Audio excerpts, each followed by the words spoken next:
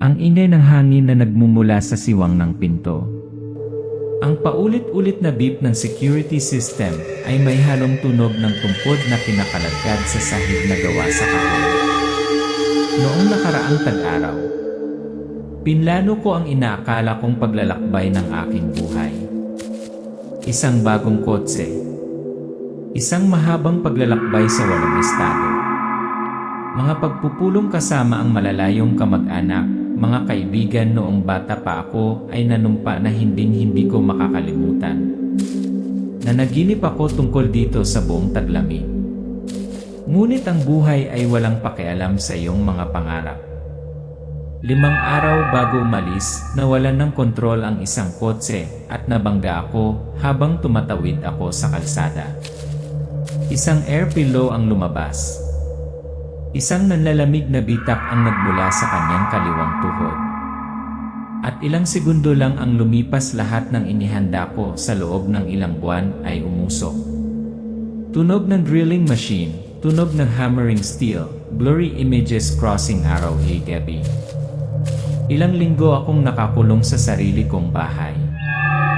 Walang boses ng tao. Walang iba kundi ang dagundong ng mga makina sa basement, buong araw, buong gabi. Nung una akala ko grupo lang ng mga ordinaryong tubero. Ngunit pagkatapos ay dumating sila sa gabi. Magdala ng poting sol, kandila, lead tube, at isang bagay parang ritual. Hindi ko alam kung ano ang nagpabangon sa akin ng gabing iyon. Nakakast pa ang paa ko at hindi pa gumagaling ang kamay ko. Pero kailangan kong malaman. Kailangan kong bumaba sa basement na yon. At pagbukas ko ng pinto, naririnig ko siya. Hello! Ang boses na yon ay hindi katulad ng anumang narinig ko. Hindi ito dapat nanggaling sa isang ligtas. Hindi ito dapat nanggaling sa ilalim ng lupa. Angela daw ang pangalan niya. Sinabi niya na kailangan niya ang aking pahintulot. Na maipakita mo sa akin kung bakit pumupunta ang mga tao dito. Na kailangan ko lang sabihin di. At sabi ko, isang karanasang hindi mo malilimutan kung sakaling magising ka. Itim na background. Ang orasan ay tumatatak. Ang screen ay dahan-dahang lumiwanag na nagpapakita ng isang imahe ng isang kotse na nagmamaneho sa mga ginintuang bukid ng Amerika, ang sikat ng araw na sumisikat sa rearview mirror. Isang mabagal na boses ang nagsalita. Naniniwala ako noon na kung nagsumikap ako ng husto, kung nag-ipon ako ng matagal, kung sapat ang pasensya ko, kung gayon isang araw ay mabubuhay ako sa buhay ng aking mga pangarap. Ang pangunahing tauhan ay gumagawa ng isang listahan ng kanyang itinerary sa mesa sa kusina, mapa, pulang pin, mga larawan ng mga kaibigan, mga tiket sa bus, dermos, kamera, maleta. Noong nakaraang tag-araw, halos mahawakan ko ito. Isang cross-state road trip. 8 linggo. Isang bagong-bagong kotse. Mga dating kaibigan, mga reunion na hindi nangyari sa loob ng mahigit 1 dekada. Handa akong mabuhay muli. Fast forward sa eksena ng paghahanda, pagtitiklop ng damit, paglalaban ng kotse, pagpapadala ng email na humihingi ng leave. Banayad na background music. Isang biglaang hiwa, nakabibinging bumagsak, nabasag na salamin, mga hiyawan, mga kumikislap na pulang ilaw na unti-unting kumukupas sa itim. Hanggang sa isang sedan ang nagpatakbo ng pulang ilaw at iyon na.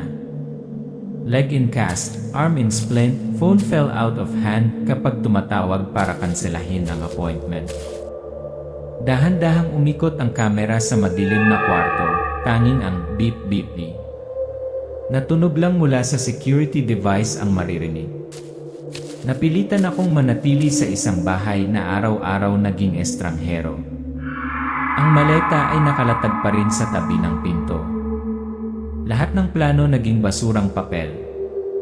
Gumagalaw ang karakter sa mga saklay sa walang laman na pasilyo, binubuksan ang bintana upang tumingin sa kalye, ngunit ang labas ay konstruksyon lamang. Susunod na eksena, maririnig ang tunog ng drill ng malakas, kumikislap ang mga ilaw mula sa basement sa ibaba. Akala ko kailangan ko lang ng pahinga. Pero sila, ang mga tagapag-ayos ng basement, ay dumating kaagad pagkatapos. At hindi sila umalis ng ilang linggo. Hindi ko lang na-miss ang biyahe ko. Na-miss ko ang huling katahimikan na naiwan ko.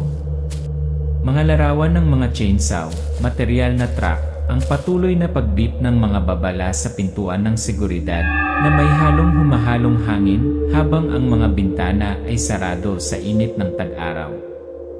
Sinubukan kong matulog. Sinubukan kong manood ng mga pelikula. Sinubukan kong pigilan ang ingay gamit ang mga headphone at sleeping pills. Ngunit naririnig ko pa rin ito. Nararamdaman ko pa rin ang alingaw-ngaw ng semento na nanginginig sa ilalim ng aking mga paa na parang nabali ang mga buto. Ang pangunahing tauhan ay nakatingin sa screen ng AC na naglalaro ng The Sopranos nang walang tunog, nanginginig ang mga kamay, nahuhulog ang kumot, blangko ang mga mata. Walang tumawag para tingnan ako. Walang dumaan, maliban sa isang matalik na kaibigan na dinadalhan ako ng kaunting pagkain tuwing 3 araw. Nabubuhay ako oras-oras, minuto-minuto, naghihintay lang na huminto ang mga makina sa hapon. Noon, nakaramdam ako ng buhay. Ang mga ilaw sa kalye ay tumawid sa mukha ng karakter na nakakulot sa upuan, narinig ang tunog ng makina ng kotse na papalapit sa 11 hil. Ngunit noon isang gabi nakita ko sila. Hindi mga construction worker. Hindi mga kapitbahay. Isang lalaki at ang kanyang anak. Dumating sila hindi para ayusin ang mga bagay-bagay kundi para ilibing ang isang bagay sa basement.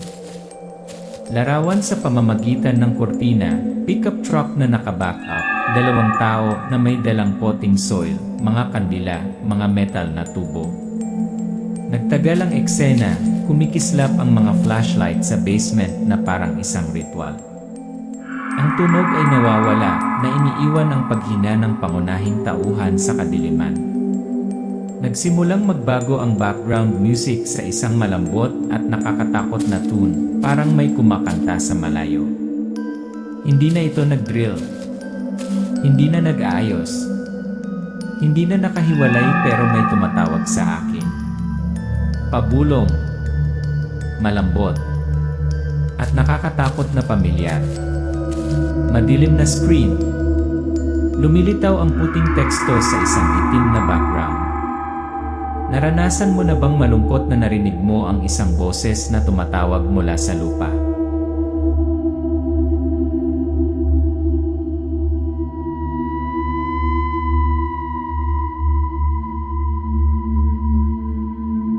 Isang mahamog na bintana, binalot ng dilim.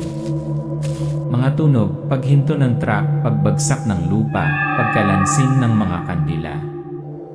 Akala ko sanay na ako sa mga kakaibang ingay.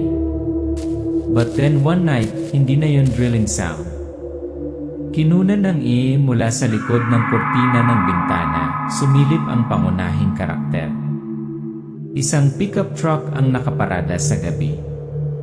Hindi nakapatay ang mga headlight. 2 figura, isang lalaki, isang binatilyo, tahimik na nagdadala ng mga bag ng lupa pababa sa basement. Lupa. Kandila na may mga mitsa. Mga tinggan na kasing haba ng braso ng lalaki. Hindi sila umimik. Hindi lumingon. Parang sumusunod sila sa pamamaraan. Nauulit ang eksena ng ilang gabi, dumarating ang iba't ibang grupo ng mga tao. Sa pagkakataong ito ay may mga lubid, mga balde ng tubig, mga itim na bag bawat gabi ay nagtatagal sila. Isang mahinang tawa ang nagmula sa basement, umaalingaw sa manipis na dingding. Panay ang katok, parang tibok ng puso sa pader. Nagsimula akong i-record ang ingay. Noong una, para mahuli sila. Para idemanda ang may-ari. Ngunit pagkatapos pinakinggan ko ito. Paulit-ulit. Hindi lang mga tao ang nasa tunog na yon. Magpasok ng audio mula sa isang voice recorder. Bumubulong, tulad ng isang bata na humihina ng isang kanta, binaliktad. Fast forward, sinusuri ng character ang audio, madilim ang mga mata, nakatambak ang mga record na parang mga kriminal na file. Hindi ako makatulog. Nagsisimula akong makakita ng mga anino na dumadaan sa mga bintana kung saan walang tao. Naririnig kong kumakatok sa pinto kapag walang tao. I wonder, gising pa ba ako? Tinitignan ng karakter ang kanyang sarili sa salamin, ang kanyang mukha ay maputla, ang kanyang mga mata ay hindi na sigurado sa kanyang sarili. Bumagal ang tunog, nag-iwan ang nag-iisang beep mula sa sistema ng seguridad. Nagpasya muna ang karakter na bumaba sa basement, i-shot, nakapiyang, nanininig ang flashlight sa kamay. Nakaawang ang pinto ng basement. Nasa limitasyon ko. Kailangan kong malaman. Kung hindi ko malalaman sa sarili ko, mababaliw ako. Ang eksena sa basement ay lumitaw. Ang lupa ay hinukay, natatakpan ng berdeng plastic. Ang mga lead tube ay inilalagay sa isang bilog. Ang bawat tubo ay naglalaman ng isang nakasisinding kandila. Sa gitna, isang lumang itim na iron safe, kasing tangkad ng matanda. Wall-mounted wire. Kumain ngunit napakabuhay. Dahan-dahang nag-zoom ang kamera sa safe. Ang background music ay bumaba sa mahinang ugong. Mayo 2020. Hello! Humakbang pabalik ang karakter. Nahulog ang flashlight sa lupa. Naka-off ang background music. Tahini. Sa maramihan. Ikaw anong meron? Napabuntong hinina ang karakter.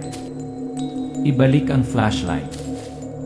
Lumiwanag ng diretsyo sa safe, walang mga lagusan, walang mikropono, wala. Ngunit ang boses ay umalingaw pa rin, mainit, magaan, halos kaaya-aya. Sino ka? Angela. And I thought we can be friends. Panghuling eksena, ang pangunahing tauhan ay umatras patungo sa hagdan. Ang flashlight ay nagminimin pabalik sa ligtas.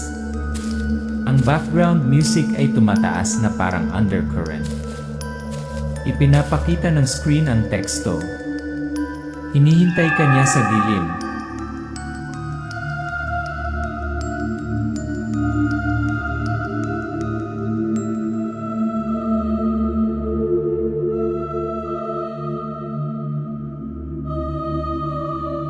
Nagsisimula ito sa dilim, sa pamamagitan lamang ng mahina at paulit-ulit na bulong. Naaalala mo ba ang amoy ng buhok ng taong minsan mong minahal? Gusto mo bang bumalik sa lugar kung saan ka naging masaya? Ang imahe ay kumupa sa view, ang mukha ng pangunahing tauhan ay sumasalamin sa background ng ligtas, anino, maputla, mapurol. Hindi ako umalis. Hindi ko kaya. Pagkatapos ng ilang linggong pamumuhay na parang multo sa gitna ng konstruksyon at sakit, biglang may gustong makinig sa akin. Ang pangunahing karakter ay nakaupo sa harap ng safe, isang flashlight na inilagay sa tabi niya, at isang telepono sa kanyang kamay na nagre-record. Umalinggaw ang boses ni Angela, banayad na parang hangin, hindi na nanakot, hindi na pipilitan. Alam kong pagod ka. Dito pwede kang magpahinga saglit. Okay lang. Basta bigyan mo ako ng pahintulot. Ang sumusunod na si P ay nagpapakita ng pagkuha ng karakter ni Angela sa isang memorya. Caught in scene, ang karakter ay biglang natagpuan ang kanyang sarili na bata muli, nagmamaneho sa isang bukas na highway, paboritong musika na tumutugtog, hangin na umiihip sa bintana. Tumawa ng malakas ang isang babaeng katabi niya. Ang amoy ng pabango, ang magkahawak na kamay, ang pakiramdam ng ganap na kalayaan, ang lahat ay mas matingkad at totoo kaysa sa katotohanan. Hindi ako nananaginip. Buhay ako. Ang aking buong katawan, puso, balat, dugo, lahat ay parang totoo. Eksena pabalik sa basement, nakaupo ang karakter, pawis na pawis. Sa tabi nito ay ang safe. Ngumiti ng mahina si Angela, naiintindihan. Angela. Hindi ako gumagawa ng mga pantasya. Tinutulungan lang kitang buksan ang pinto sa lugar na dati mo nang gustong balikan. Kailangan mo lang manatili ng kaunti.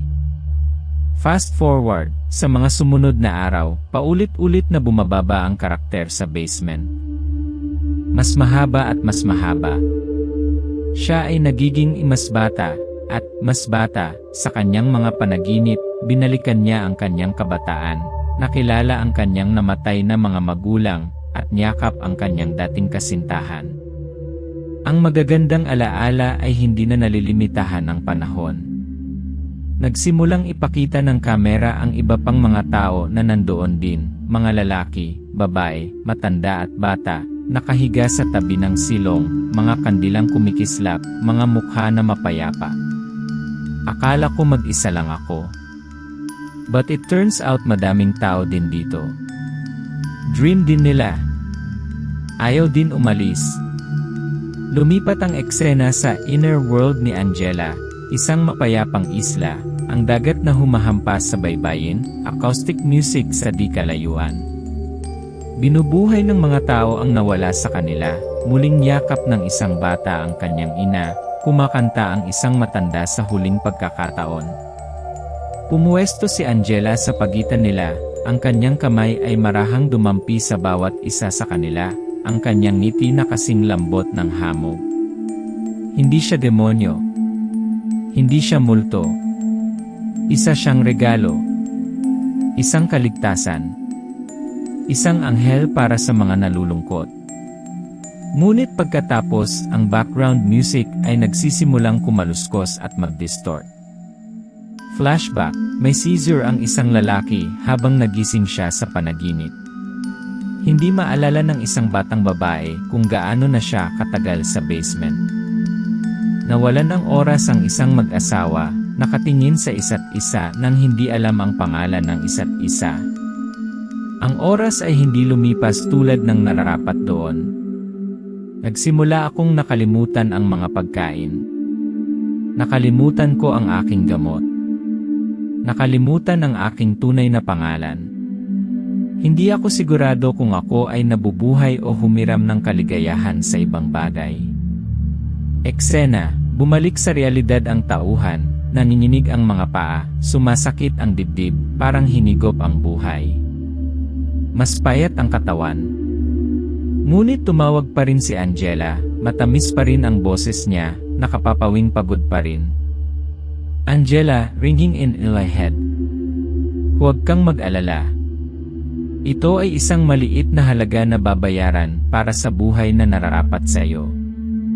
Huwag hayaang gisingin ka ng sakit mula sa nag-iisang lugar kung saan mo nararamdaman mahal. Ang huling eksena ng seksyong ito, ang karakter ay nahaharap sa dalawang pagpipilian. Ang pintuan ng basement ay nakaawang sa ilalim ng nakakaakit na liwanag ng kandila, at sa likod nito ay ang madilim na ilaw ng tunay na apartment. Tumalikod siya at bumaba ulit. Puting teksto sa itim na background. Kung ang langit ay isang panaginip, mangangahas ka bang isabuhay ito ng totoo?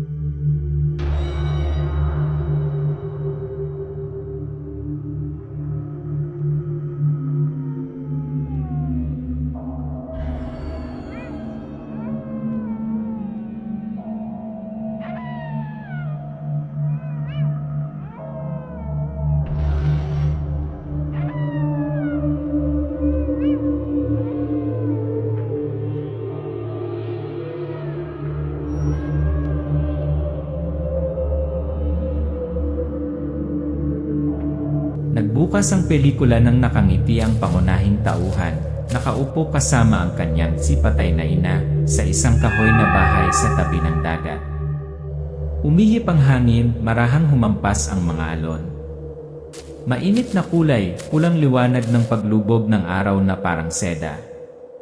Nakaupo pa rin si inay sa parehong lugar, sa tabi ng bintana, na para bang hindi siya umalis. Ang kanyang mga kamay ay mainit-init, ang kanyang boses ay matamis, na para bang ang oras ay walang anumang pinatay.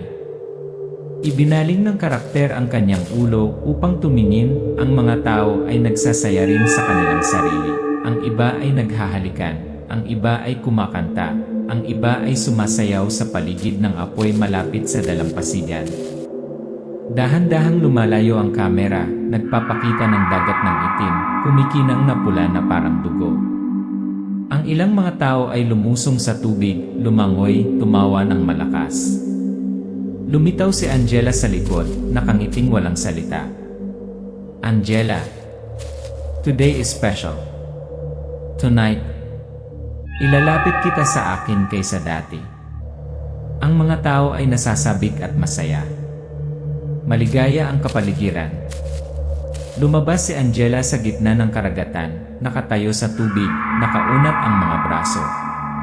Ang pulang-pula na araw ay lumubog at isang bagay na gumagalaw sa ibaba ay nagsimulang magkaroon ng hugis. Sigaw ng isang dalaga, hinila pababa. Nagpumiglas siya, lumutang at pagkatapos ay lumubog muli. Nasira ang eksena. Sumisigaw. Ang manlalangoy ay lumabas mula sa ilalim ng tubig sa isang estado ng takot. Ang kanyang mga kuko ay dumudugo. Ang kanyang mga mata ay lumiligid pabalik. Hindi ito totoo. Hindi na ito panaginip. Isa na itong bitag. Umikot ang pangunahing tauhan at tumakbo palayo sa dalampasigan. Mga masasayang mukha na ngayon ay basag, nakaunat, na baluktot. Isang batang lalaki ang nahulog mula sa mga bisig ng kanyang ina at bumagsak ng hindi umahon. Umalingaw pa rin ang boses ni Angela na parang oyay, manatili, huwag kang matakot. Ito ay mas malalim na bahagi lamang ng panaginip. Sinusubukan ng karakter na sumigaw, ngunit walang tunog na lumalabas sa kanyang bibig. Nagsimulang matunaw ang lahat, ang dagat, apoy, kalangitan. Naging itim ang buhangin at nagkawatak-watak ang mga paa. Isang matalim na haltak, ang pangunahing tauhan ay nagbukas ng kanyang mga mata, humihinal at bumalik sa basement. Tumutulo. Ang buong paligid ay hindi gumagalaw na mga katawan, ang iba ay nanginginig, ang iba ay nagiging kulay ube, ang iba ay nakangiti pa rin ngunit hindi na humihinga. Gaano na ako katagal? 3 araw. 3 linggo. Bakit walang gumising sa akin? Sila hindi na kaya. Lumilitaw si Angela, ang kanyang unang tunay na hitsura. Hindi sa panaginip, hindi sa alaala. Isang walang kulay, walang mata, walang labi, walang kasarian na figura. Kasing malabo ang katawan, gumagalaw ng walang tunog. Sa bawat hakbang nito, namamatay ang mga kandila sa paligid. Angela. Ang mga pangarap ay nangangailangan ng pagsang-ayon. Ngunit ang kawalan ng pag-asa ay ang pinakamagandang pinto. Yumuko si Angela palapit sa bida, hinahaplos ng walang kuko nitong kamay ang buhok nito. Ang bawat cell ay nagyelo, ang sakit sa binti ay sumiklab. Hindi ako pumapayag, gusto ko umalis dito. Huminto si Angela. Unti-unting kumunot ang malabong mukha, parang tinatanggalan ng balat. Ang boses ay nagbago mula sa banayad hanggang sa baluktot, galit, kagyat. Angela, gusto mo ako. Ibinigay mo ang iyong sarili sa akin. Wala nang babalikan. Ngayon, ikaw akin na. Nagsimulang lumiit ang basement. Dumudugo ang mga lead pipe. Ang kandila ay sumunog sa likuran. Sabay-sabay na nanginginig ang katawan ng mga tao sa paligid, may mga tawanan. Kinukuha ng kamera ang mula sa mga mata ng karakter, malabo, nanginginig, umaalingaw ang tibok ng puso sa buong frame. Gumapang ang karakter patungo sa hagdan, hakbang-hakbang, dugong umaagos mula sa kanyang mga tainga. Bawat hakbang ay tila pinipigilan ang hindi nakikitang paghila mula sa kalahating bukas na safe. Pangwakas na eksena ng bahaging ito, gumapang ang tauhan sa itaas ng hagdan, tumalikod upang tumingin, hindi na tao si Angela, isang masa na lamang ng kulay abo-itim na ambon, dose-dosenang malabong braso na nakausli mula sa safe. Isang bulong ang umalingaw-ngaw. Angela, malamig, malayo. Kung masakit pa rin ibig sabihin nasa puso mo pa rin ako. Ang screen ay kumukupas sa kadiliman. Ang background music ay parang sirang string na nagtatapos sa isang tuyong kalabo. Ang teksto ay dahan-dahang lumitaw. Hindi totoo ang langit, pero ang tukso, at naghihintay sa basement.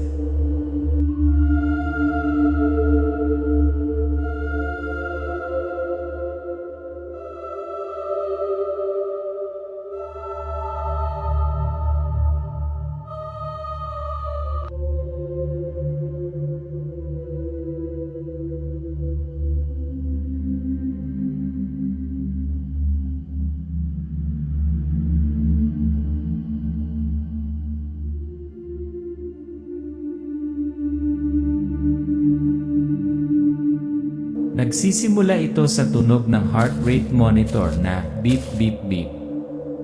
Maliwanag na puting liwanag.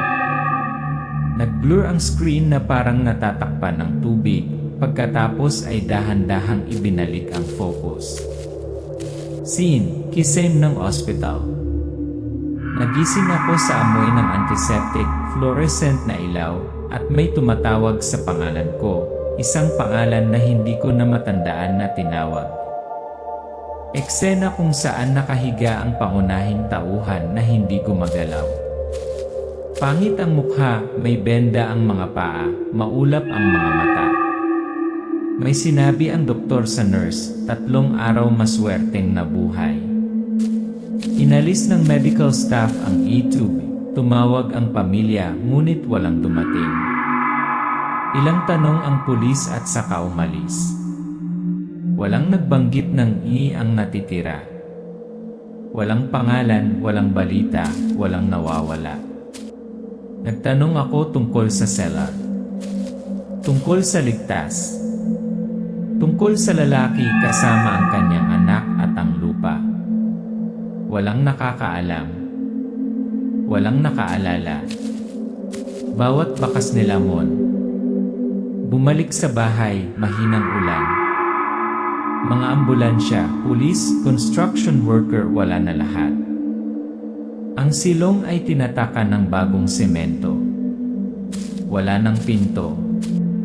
Walang paraan pababa. Malamig na patag na lupa na para bang wala pang umiral sa ilalim. Akala ko malaya na ako. Pero ang katahimikan ang pinakamalupit. Nag-iisang nakatayo ang karakter sa gitna ng sala, maputlang liwanag ang bumungad sa kanyang mukha. Isang lumang maleta ang nakalatag sa tabi ng pinto, hindi na ginamit. Sa tabi nito, sa mesa, ay isang maliit na palayok na may isang batang berdeng usbong na tumutubo mula sa kakaibang kulay na lupa. Ang maliit na sticker ay may nakasulat na italicized na mga titik. Helianthus Kulia. Itinaas ng karakter ang palayok ng bulaklak sa kanyang kamay. Ilapit sa ilong. Ang pamilyar na pabango ay ang bango mula sa isang panaginip. Mula kay Angela. Kung mananatili ako, magiging masaya ba ako? Mabubuhay ba ako kahit sa panaginip lang? Mabilis na pasulong. Mabagal na naglalakad ang karakter sa paligid ng bahay, blangko ang tingin. Dumating ang gabi, nakaupo nang hindi gumagalaw sa upuan, ang mga mata ay nakatutok sa punong basement. Muling nag-reply sa kanyang isipan ang mga alaala ni Angela, ang tunog ng alon, tawanan, o yay ng stay. Biglang, isang knock-knock-knock, ang tunog mula sa ilalim ng sementadong sahig. Nagulat ang karakter. Walang tao. Walang tao. Ngunit ang palayok ng bulaklak ay nagsimulang bahagyang manginig. Nanginginig ang mga dahon kahit walang hangin. Nagsimulang kumalat ang mga ugat, dumampi sa gilid ng mesa. Ang pangalawang buto ay bumuka at tumubo. Angela, nandito pa ba? Humakbang palabas ang karakter, nakatayo sa gitna ng patio kung saan naroon ang basement noon. Kamay hawak pa rin ng flower pot. Whiffle. Ang damo ay lumalaki ng abnormal mula sa pagitan ng mga bitak ng semento. Sa lupa ay may mga tatak ng kamay napakahina na nakatatak, 10 daliring walang pako. Ang screen ay kumukupas sa kadiliman. Lumilitaw ang puting teksto sa isang itim na background. Piliin natin ang katotohanan. O pansamantalang naninirahan lamang sa panaginip ng isang nilalang na natutong maging tao. Inuulit ang pamilyar na melody mula sa mundo ni Angela, ngunit sira, hindi kumpleto. Kung ikaw ba, papayag ka bang mabuhay ng walang hanggan sa panaginip ni Angela? Ano sa palagay mo si Angela? Isang dyablo, isang Diyos, o ang pinakamalalim na sarili ng bawat tao?